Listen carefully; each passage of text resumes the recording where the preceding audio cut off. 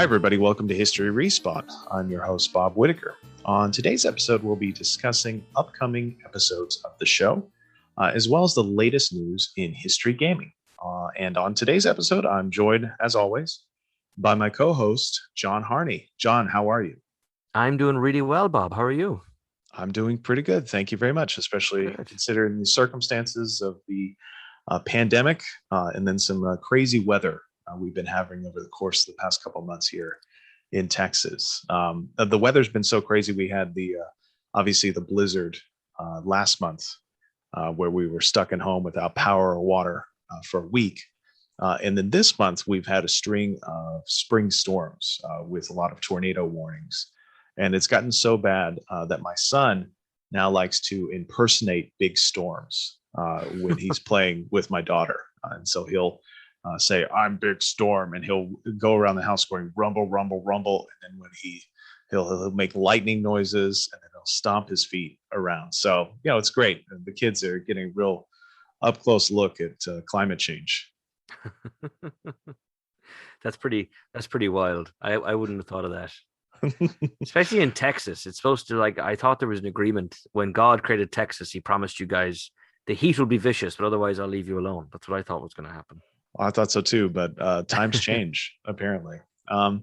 So I wanted to begin this episode by talking about a new limited series that we're going to be doing here on History Respawn, both in podcast form and in video form. And the new series is called Civs 101. And as you could probably guess, it relates to Sid Meier's Civilization series, which is going to be celebrating its 30th anniversary in September. As far as I can tell, the game came out originally on PC in September 1991. So it seemed like a good excuse to have a series for History Respawn about this game and about Civ 6 in particular. And as you probably know, if you're a Civilization fan, which how could you not be if you're listening to the show, the last bit of new content for Civilization 6 came out on the 25th of March. And so that kind of wraps things up with Civ 6. They had the latest update in the New Frontier series. I think the last Civ was Portugal, bringing up the rear.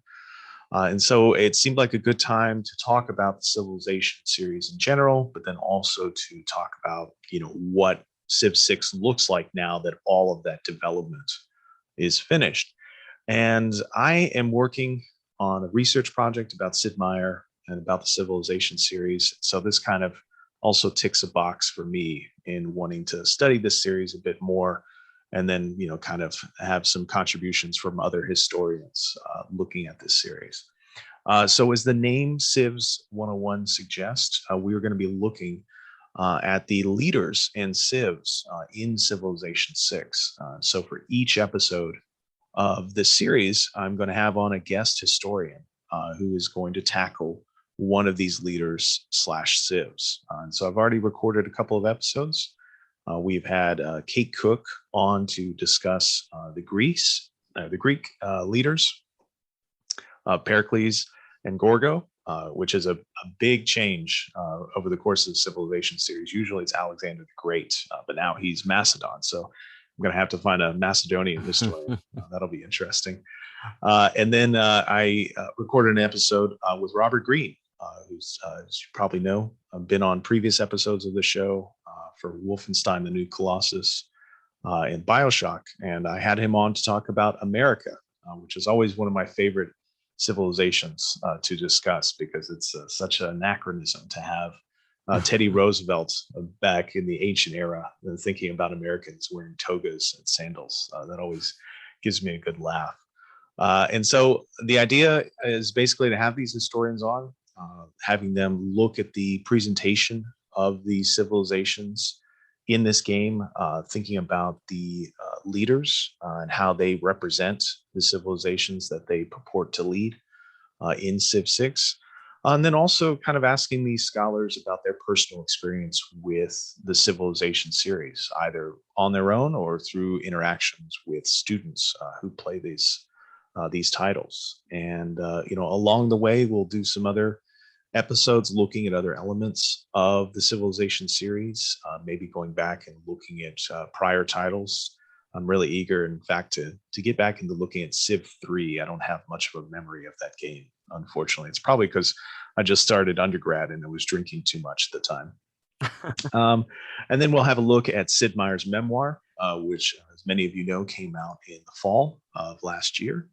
And then hopefully we'll take a look at some of the new challengers to Civilization's 4X throne, including Old World and Humankind. And unfortunately, Humankind was just delayed into August, but we'll still have some time, I think, to get to Humankind before the series ends. And it is a series that we're hoping, to do most of the civs and leaders from Civ 6, even though there are dozens of them. I'm hoping, maybe to do about a dozen episodes, and each episode will be, 15 to 20 minutes, so shorter than our typical episode. So that's the plan.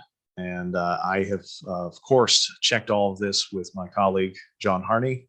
He had some input on the name, and I completely ignored his advice and went with my gut. And so, John, any lasting thoughts on the idea behind the series or on the future plans for it? I think the system of ignoring me has a long track record of success behind it. So I think that's good. I support that. No, I mean, I love it. I'm excited about this. And, one of the things that occurs to me, Bob, you and I have talked about this a little bit. We go now and look at the YouTube channel these days, and it's just so fantastic. You kind of chip away and you try and put an episode out a month. And sometimes you kind of struggle to do that. And sometimes 3 episodes come out in a month and you just do these things. And now, you can look back on 5+ years, right? And the YouTube channel is fantastic, and I think of the Civs and that the Civ series is going to be like that too. One of the things I like about this idea that you had is kind of conceiving it as a series and is this kind of contained thing, and it's just that's going to be your great thing and a great thing to share with people when the anniversary comes around, really, and people start running stories about civilization and stuff. We can share it with people, and then maybe for you and me and other people who work in education, this could be really, really useful. I'm even thinking for world history. Just to throw something at people to let them kind of get deeper into it, because that's a challenging thing always with content. So yeah, I'm a big fan of doing it. I'm daunted on your behalf, on our behalf. It's going to be fun. Well, we'll see how far it goes. My goal is to have a couple of episodes per month.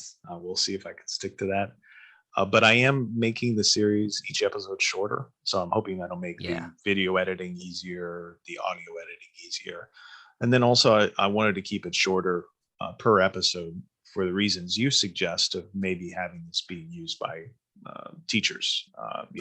Say, hey, we don't have to do a whole episode on the entirety of Civilization, which, would take many, many episodes, many hour-and-a-half long episodes. And so instead, we'll do it in these bite-sized chunks, and you can come at the game and the legacy of the series from many different directions. And I think another thing that I really like about this idea, other than the fact that I came up with it, was this idea of including a lot of different scholars in the series. And I'm hoping to include series regulars, like Robert Greene, Kate Cook. We might have an episode perhaps with John Harney on China. But then also to include some new scholars that we haven't had on previous episodes of History Respawn. So I'm looking forward to it, and I hope people respond to it, and I hope we get some good feedback. I'm excited. No, I think it's going to be good. I think one of the struggles any YouTube channel has or any kind of project has is like the structure stuff. So this is one of these things that I can now very wisely on the podcast say, this is obviously a slam dunk, but like many good ideas, it wasn't a slam dunk till you thought of it, Bob. So I'm excited. I think people are going to like this. It's going to be great. Yeah. John, are there any episodes of Civs 101 that you're hoping to do yourself? We haven't talked about this yet, and so I'm kind of popping this question in terms of hosting and things like that. Yeah, I'm just curious. Obviously, given your field, I would expect you would be interested in appearing as a guest on the China episode. Certainly. Maybe running the Japan episode as well. But I'm curious, are there any other Civs that maybe you're interested in terms of your own kind of historical study, your own research, or just a Civ that you're learning you want to learn more about because you like to play as that Civ? Yeah, I mean, I think I would think Japan is kind of an obvious one as well. And the Ottomans actually kind of jump out in a way. The Ottoman Empire is this is a group I've been talking about in world history for 10 years, and I don't know a lot about, other, other, like in world history, we talk a lot about, oh, well, the Ottomans, they tried to modernize and they didn't, and the West believed this was because their system was flawed, but that's not actually true. That's not what historians think anymore. And here's a reading, and I don't mean to belittle global history, but there's a limit to what you can do. And so that's kind of an exciting idea, because so much of the Ottomans, and I do know a little bit of the Ottomans, this is a society that's kind of coded in a very military way, right? You're either kind of military and producing something for the government, or you're a source of revenue, you're a taxpayer. There's all these ways the Ottomans kind of thought about the military. And in a game, the Civ games, one of the knocks against them, although we all love Civ games, one of the knocks against them is you end up kind of funneling yourself into this conquer or die type mentality. And so that's an intriguing thing, I think, for all the civilizations. And I mean, at the risk of being desperately stereotypical in terms of my interests in kind of East Asia and Asia more broadly, India is another one. Like I play India quite a lot, and India is the classic, right? The nuke loving lunatic Gandhi, which I think is an urban myth, actually. It is, but yeah, which is such a bummer. I choose to decide it actually happened, that Gandhi liked nuking people. But even then, like you point out, like who is the Civ going to be? So like, Mahatma Gandhi versus Indira Gandhi, or these are very different takes, or Nehru, or so on, who you want to kind of focus on. Yeah, and I'm really curious to get your thoughts on that for the China episode, which of course recently had moved away from Mao Zedong as the leader. And, what does that say about how the game is marketing itself? What does that say about our perspective on Chinese history? I'm really curious to get your thoughts on that, but we'll save that for the episode. We gotta keep them wanting more, as they say in the business. So those episodes should begin to appear next month. I've got 2 that are already recorded. I've got a couple more that are scheduled next month, and then I'm still working on schedule for May. So maybe I'll force John to do the episode in May once we're free and clear of all this awful academic and administrative work, which of course is a lie, but we like to tell ourselves that.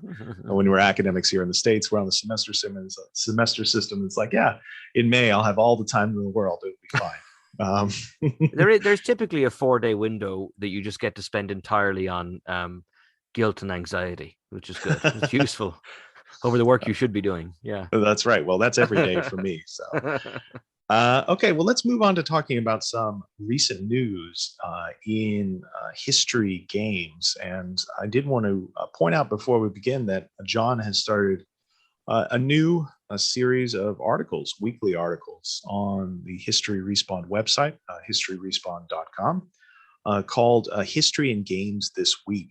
So this is a new series of articles, otherwise known as a column, in which John is going through and kind of providing some interesting tidbits, some recent news related to history and games. And when John started the series, I immediately thought, okay, well, is there really going to be enough news each week? And it seems to me that actually, John, you've had to leave things out each week when talking about news and history games. No, it's true. And it's kind of funny. We had done something a little bit like this in a previous iteration of the website, and we decided to bring it back. And things like this are kind of tricky in the sense of like what can be done quickly. And so the initial appeal was, it won't take long. I'll just grab some links I see on Twitter and other places during the week, and I'll share them. And it's not quite that simple, because as you say, there's a lot going on, which is fantastic.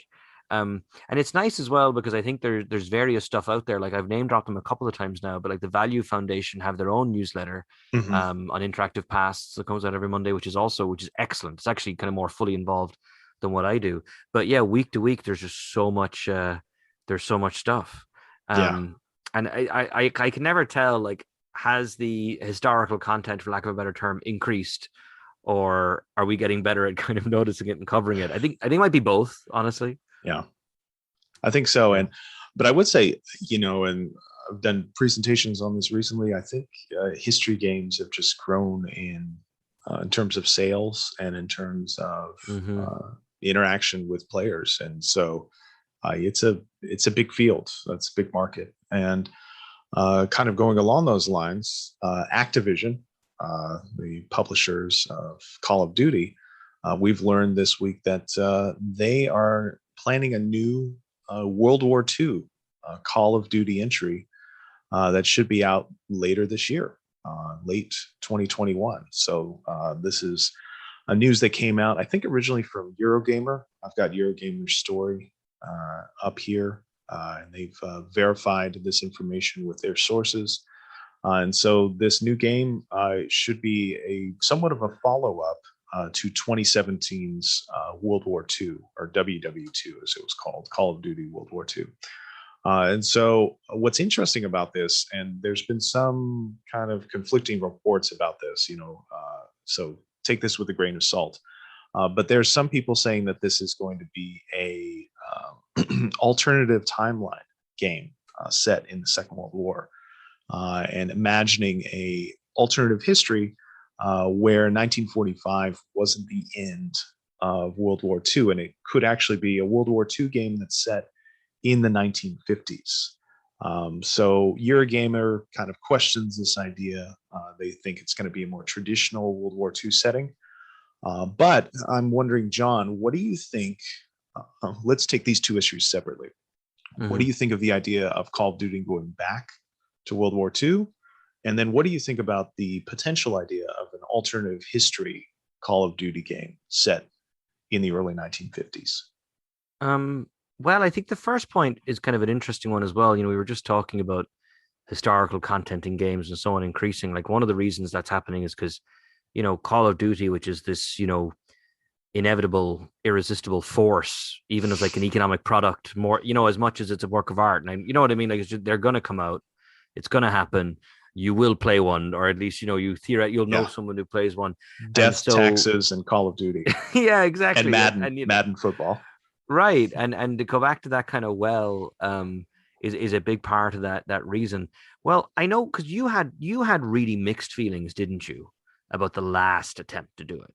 Now, I didn't play it, so I kind of watched your video and watched some other videos, and I kind of was in a similar camp to you, but you were kind of frustrated by the last time they did this. So, like, you can remind people maybe a kind of a key point or two of what you didn't like, but, like, I mean, do you see them doing better?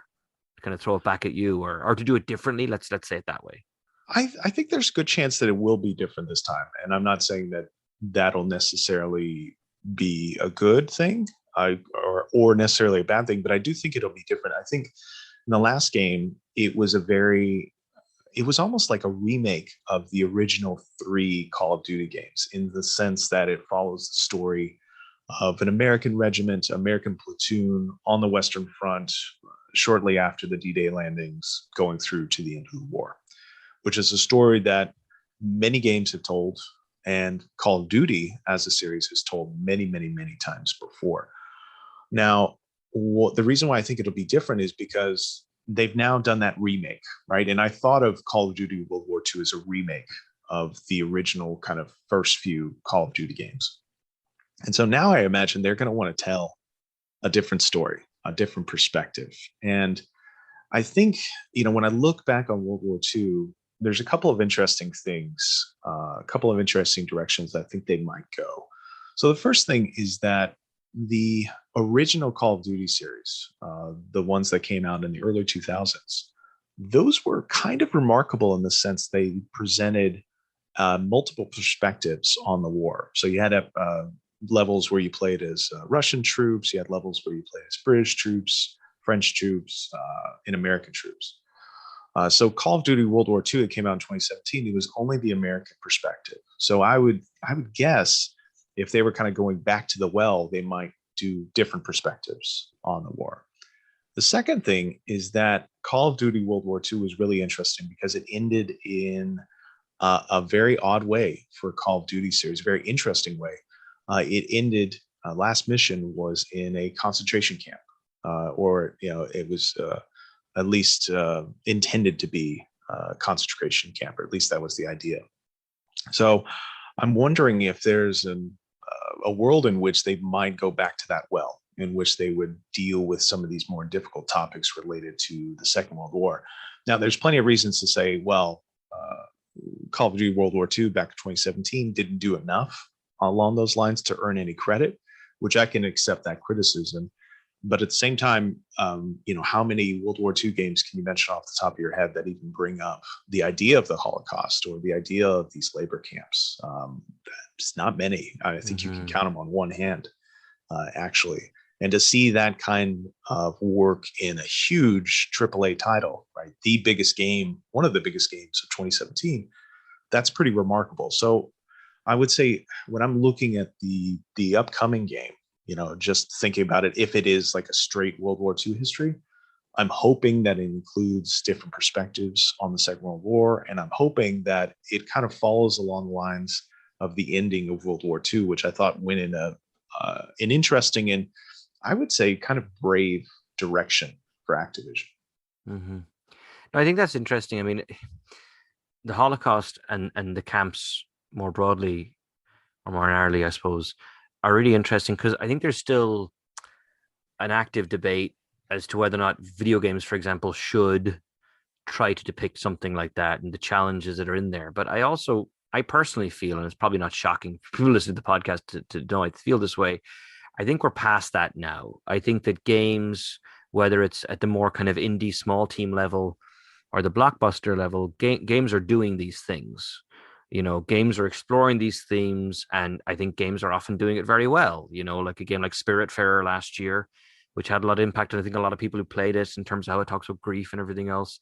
In addition, and the experience players have playing games, or like players have these deeply emotional reactions sometimes to games that aren't, are not stressing that angle. So I think that that's kind of happening already. And so I would certainly echo your feelings on that. I'm intrigued. I hope Eurogamer is wrong in the extent that I would love it to be alternate history because I'm a sucker for that anyway. And this is officially me grasping at ridiculous straws. But the 1950s thing, that's what kind of jumps out at me because, the I guess the biggest splash made by an alternate history World War II game in the last 5 years is the Wolfenstein series or the revitalization of the Wolfenstein series. And they do something which happens a lot in alternate history of Nazism, which is it jumps to the 60s. And that happens a lot. Like the Fatherland novel, that was a big deal, 30 years ago, which is basically a detective story, happens to be set in a Nazi world. The Man in the High Castle television show and the novel on which it's based, they kind of jump to the 60s. And one of the reasons they do that is so that the Nazis have built this world they promised they would and everything else. But it also kind of theoretically gets you out of the exact sticky kind of things you were just talking about. So 1950s, what does that mean? So, did the Nazis win it at a canter, or is it kind of a devastated Europe where the Nazis hung on somehow? Alternate history doesn't mean the Nazis won either. Like there's lots of kind of interesting kind of questions that are there. Maybe I shouldn't be thinking about Europe. What about Japan? Like what happens there? What if it's literally there were no nukes or something relatively subtle like that? Yeah. That interests me. So again, I'm probably, hoping for, I'm reading too much into literally one date in a source that Eurogamer, which is very reliable, is reluctant to kind of go with. But that would intrigue me. Not making that jump into the 60s would really open some interesting doors, I think. Yeah, and I think it tells us a lot because this Eurogamer article, it talks about returning to World War II, but it sets it kind of like you were just discussing. It sets it almost automatically in kind of a European theater, right? That's the assumption that a lot of this article is making. But why not the Pacific theater, right? Why not Asia, right? They've done that before, right? Call of Duty, I think it was World at War, was set primarily in Asia. So, that's a perspective that we haven't seen in a long time, one that we haven't seen in games for a long time, especially AAA games. So that would be really intriguing. And then, with that alternative history setting, I think you're absolutely right. It would be great to see the late 40s, early 50s. And maybe, and I'm not necessarily saying they're going to do this, but, maybe we would see something like Call of Duty Red Alert, right? Kind of harkening back to the way that the Command and Conquer series imagined a world in which Germany was one of the members of the Allied nations going up against the Soviet Union, right? Now, of course, there's all sorts of fantastical elements with Red Alert and Red Alert 2 that we don't need to go into. But that I think that could be fertile ground for an alternative history setting, and one that I think hasn't been seen very much since Red Alert and Red Alert 2. I'd be kind of curious to see a new update on that kind of idea. And we could be boring historians about it as well, and kind of point out like this whole alternate history thing. I mean, that's what the Allies were doing in 44 and 45. I mean, Yeah. Roosevelt, before he died, like Roosevelt had there's this hope on the American side that quote unquote free China, as it was known, this is pre-communist China, would, remain an ally after the war. And for example, could take on that the French would leave Vietnam and the Chinese would take Vietnam on in a kind of a trustee type situation, that China becomes the big partner in East Asia. Now, of course, it ends up being Japan, for a lot of reasons, not least of which the successful communist revolution in China. But they were figuring this stuff out, or hoping for things. And so there's even things there where you could go back to something that Roosevelt said, or that they were talking about like in the NSC in DC, or that they were talking about in London, and just imagine if they'd been right, or if their hopes had been delivered, or whatever the case might be. So it's exciting. I can't say I'm a Call of Duty person most of the time. But I think they've been doing interesting things. I think they deserve credit for trying different things with that franchise. They could just literally put out, gun game every year. And I think they're doing a bit more than that. I think they deserve some credit, I think so too. I think much of the criticism is valid. But I would also say that they've done things that you wouldn't have expected, especially with their most recent World War II title, which, again, is the same sort of perspective you would expect, same sort of gameplay of left trigger, right trigger over and over and over again. But then at the same time includes at least some subtle reference to the Holocaust, which is very much lacking in most World War II games. So interesting things there. Another bit of news that came out recently was we had news from, get the developer's name here, M2H and Black Mill Games. And they are the creators of the so-called Verdun series. I don't know if that's how they refer to it, but Verdun is the kind of first-person shooter, squad-based game that came out, I think, in 2014. They had an update, a new game a couple years ago on the Eastern Front of the First World War called Tannenberg. And now they've announced a new game that is going to be set in the Italian Alps during the First World War called Isonzo. And I'm hoping I'm pronouncing that correctly. I'm no help. I'm sorry. I think you are. This Italian front game, I would assume, is going to feature a lot of fighting between the Austrian army and the Italian army during the First World War. And by the looks of the early footage, it's also going to include some fighting occurring in towns and including buildings and some verticality, which is a new feature for the series. I played both Verdun and Tannenberg, and both those games are traditionally kind of set out in fields in First World War, either Western Front or Eastern Front, and lots of trenches, etc. But this game looks like it's got some verticality to it. You've got obviously fighting in the Alps, so you've got kind of mountain fortifications that you've got to overcome. But then the early footage shows fighting in towns, which I think would be a really interesting development gameplay wise with this series, which is one that, again, you wouldn't say it's a absolutely historically accurate portrayal of World War I fighting, but it does lean more closely to kind of tactical restrictions brought on by the First World War. And it is the type of game where you're not kind of racking up huge kill streaks. Instead, you're kind of designed to be killed quite often and based on the tactical limitations and realities of the time. So really interesting. It's obviously a good sign to see that this series of World War I games has been successful, right? I don't imagine they'd come out with a third game unless it was doing pretty well. And in terms of gameplay, I think this series offers up something pretty unique. When you compare it to Call of Duty, when you compare it to Battlefield, it is very much its own thing. And so I think obviously great for historians like us to discuss, but then also great, I think, as players to have a kind of a different multiplayer experience. Yeah, and to change it up as well from, um, you know, World War I wasn't just guys in trenches on the French and German border kind of thing. And this is much more in your wheelhouse than my wheelhouse, Bob, in terms of World War I being understood as, and Chris Kempshall, a friend of the show, as they say, would be the person, exact person to talk about this, the actual global context of World War I. I'm just continuously kind of wowed by, Verdun is one of these games. Like I've tried it in class. Like let's jump in and see, and it's been useful in class to kind of, it has a certain element of fidelity, or it's a very interesting example of how the developers chose to portray trenches, for example. But you can't really like play it the way that you can like colonization or something. And my experiences with Verdun are like, I can't really do this, but thankfully it's sustaining enough of a community online to stay alive. There's a whole there's a whole world of these team shooters out there that Yeah. people play, and Hmm. So I think they've found their people, and I'm delighted they did, because it allows us to come in now and again and talk about it, and then let them do their thing.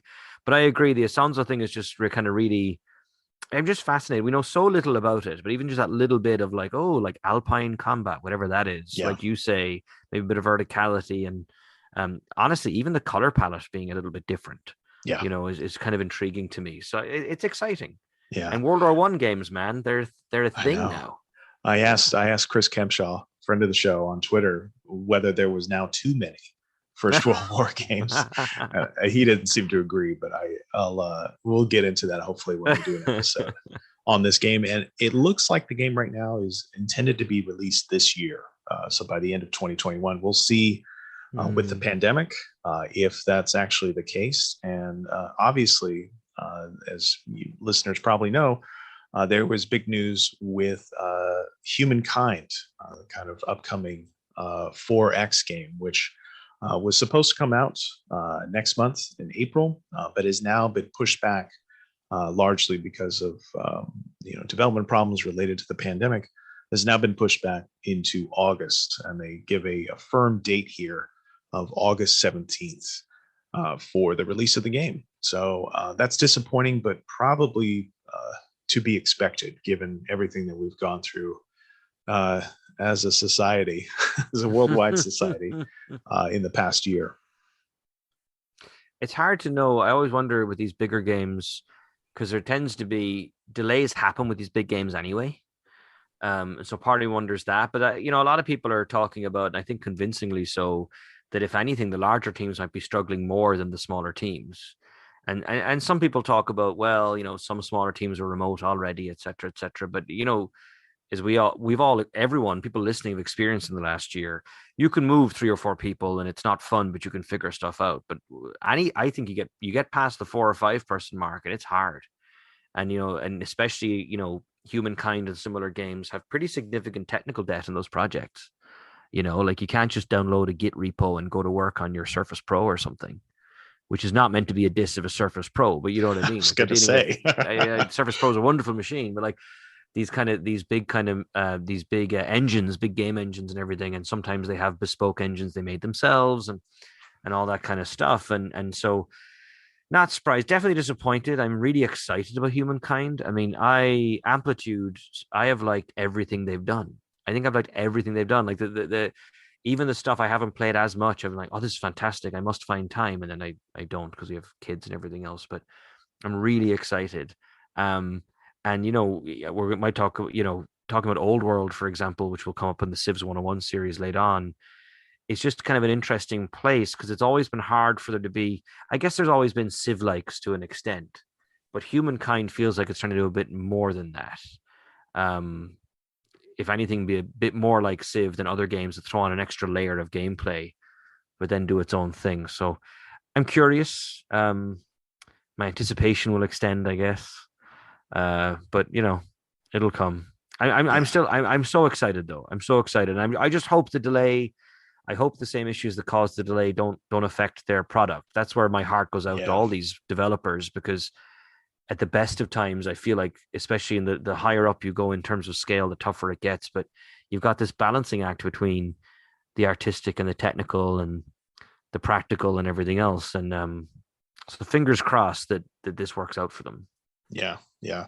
It's definitely a game I was looking forward to as well. I assumed that I would be playing it throughout the summer. And so now it is disappointing to know that it's not coming out until the end of summer. But, at the same time, you hope that this gives the developers more breathing room, gives them a chance to maybe not work so hard, not crunch, obviously, on these type of titles, and, produce a game that's really top class. And I think that's our big hope is, to have as many good history games as possible.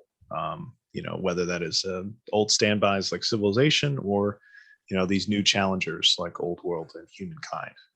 So yeah, it's still really exciting, even though the excitement has been delayed just a bit. So I thought we would end today by talking about what we've been playing recently. And John, I know you've got to go pretty soon, so I'll let you go first. And I'm wondering, in all the work and administrative work that you've been doing, do you have time to play games? Oh God, and if not so, really. what have you been playing? I mean, I shouldn't have time. I kind of was making time for a while. So hilariously, I have 3 actually, somehow. Don't ask me how. I've played a bunch of this game, Suzerain or Suzerain. Am I pronouncing it correctly? I'm not sure. Which I bought with the intention of covering for History Respawned. And I kind of stalled on that because I wasn't sure how to make a video out of it. Which isn't it's a beautiful game. It's actually a beautiful looking game.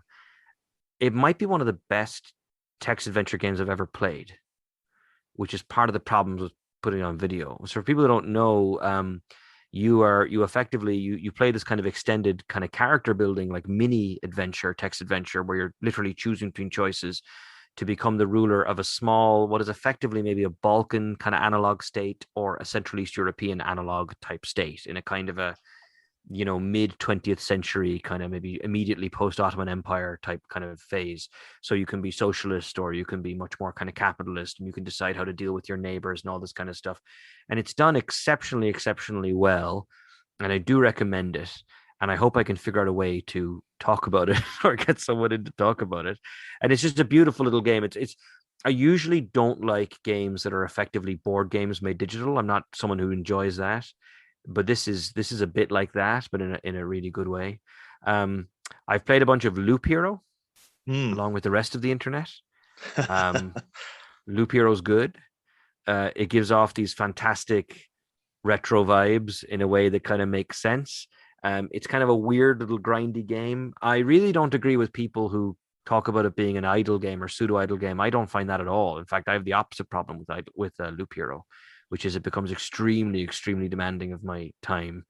And speaking about Civ earlier in the podcast, I go extended periods of playing Loop Hero before I realize that's what's actually happened. So speaking of games, my wife was on the couch at 9:15 wondering where the hell I am, and it's like I'm trying to beat this Loop Hero. and then finally, I bought my first Nintendo Switch game in a long time. I bought a Monster Hunter Rise. Oh wow. And I was very surprised at myself that I bought it. And I'm here to tell anyone listening who thinks they might want to play a Monster Hunter game but never has that Rise might be the one for you. I'm actually playing it and it works and I enjoy it a lot. And then I'll nerd out for a second. I've always found Monster Hunter interesting because it's got this weird anime vibe that a lot of Japanese games have. But it also celebrates this kind of strange, like pre-samurai, in quotes, ethnic kind of reading of a kind of an islander identity that is totally part of the Japanese cultural makeup, but it doesn't show up in games that much. Like you'll see samurai in games a lot, and you'll see kind of a post-World War II identity. You see this whole anime kawaii kind of thing. But Monster Hunter kind of celebrates this notion of like almost like the hunter-gathering Japanese that lived for thousands of years before there was ever a samurai. And so I kind of get a kick out of that. So I don't know. I don't know if I can turn that into a request for Switch capturing software for one History Respawned episode, but you never know. I'll write to the NEH and see what they tell me. That's what I'll do. Well, we'll see what this new Civs 101 series does for our Patreon. Maybe we can float you some cash. And what about you, Bob? What have you been playing? Yeah, so just briefly, I started Watch Dogs Legion.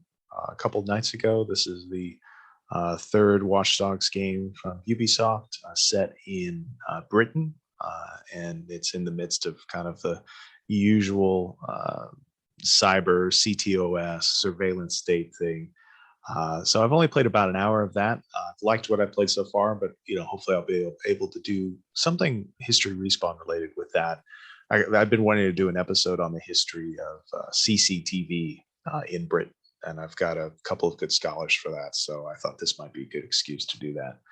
And then on Nintendo Switch, I've been playing Bowser's Fury with my 6-year-old daughter. And so for those of you who don't know, Bowser's Fury is a new Mario game that came out a couple of months ago. And in this one, you are playing kind of the first iteration of an open world Mario game, in the sense that all of the territories are kind of laid out gradually, kind of Grand Theft Auto style. And your goal is to go to each one of these little islands and, collect stars. I think they're called cat shines in this game. And it's got this interesting dynamic where Bowser shows up periodically throughout the game as this kind of angry kaiju version of himself.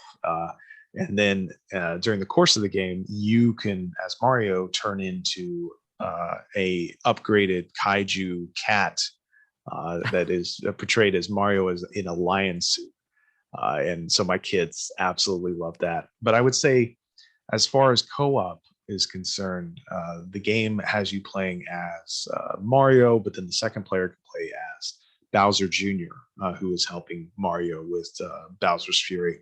And I would say that it's been frustrating so far for my daughter. She is pretty good, pretty adept at games like Yoshi's Crafted World. She's getting better at things like Lego games, for instance, but Mario is still just a little bit too hard. There's a little bit too much management of the camera that has to go into it. And it's not just jumping. It's not just throwing fireballs. It's also managing your perspective at all times, which is really tough for her. And then the last big thing that I played, and I ended up spending quite a few hours in, was Days Gone, which is an open world survival horror game. Published originally on PS4, but I played it on PS5 with backwards compatibility. And this is a game that got a lot of negative press when it first came out, kind of middling reviews, but also a lot of negative press because of one particular line in the dialogue. A female character in the midst of a biker wedding says, I want you to ride me, or promise to ride me as much as you ride your bike, right? So one of these really ghastly lines, awfully sexist lines. And so it was rightly pillared by most game critics. But I feel like this game, that is the worst part of it, right? Is that one moment. But the rest of the game is pretty wonderful. The gameplay, the moment-to-moment action is really intense.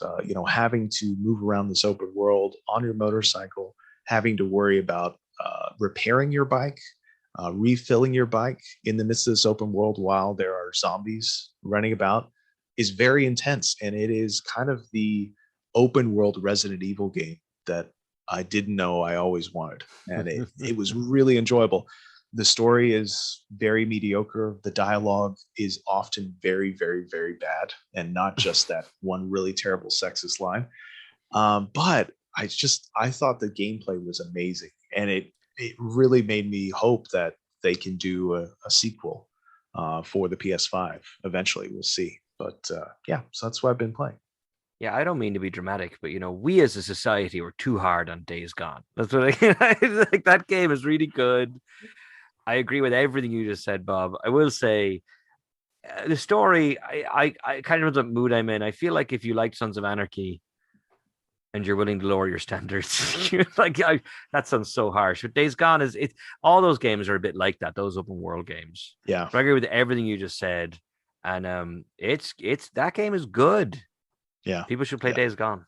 Yeah, they should. And if you have a PS5, which is probably very few of us, but if you do have a PS5, it is available for free as part of the PlayStation collection on PlayStation 5. So, it's one of these games that I had always earmarked to buy eventually. but I just never got around to it. So, free was a perfect price for me. And once I started playing, I couldn't put it down. So again, check it out. Obviously with the proviso that this kind of terrible writing is in it, but at the same time, the gameplay itself, I think, is pretty remarkable, and certainly something I'd love to see more of going forward. Okay, well, I think that does it for today's episode. John, thank you so much for joining me. Thanks a million, Bob. I love being on this podcast. Yeah, well, love to have you. So, audience, please look forward to Civs 101 coming out next month. I might also have a more regular episode of History Respawn if I can swing it next month. I really want to do Radio General in particular. I promised to do that back early in the spring. I just haven't gotten to it yet. But with all that said, until next time, goodbye.